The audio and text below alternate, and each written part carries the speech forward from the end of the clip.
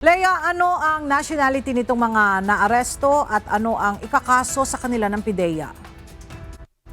Magandang tanghali sa Ella, isang Chinese national na nakilala sa alias na Wang at isang Pilipina na nakilala naman sa alias na Sharia ang nahuli ng mga otoridad sa isinagawang bypass operation sa Angeles City, Pampanga kahapon.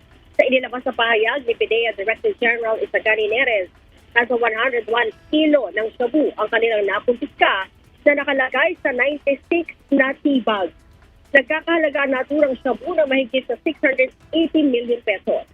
Sinabi ni Yusek Neres na ang mga suspect ay mahaharap sa kasong paglabag sa Section 5 selling at Section 11 possession ng Republic Act 9165 of Comprehensive Dangerous Drugs Act of 2002.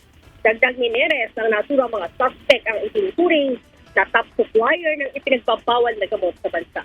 Inaalam pa ng PIDEA kung sino-sino pa ang ibang kasabwat ng mga suspect. Ella? Maraming salamat, Lea Ilagan.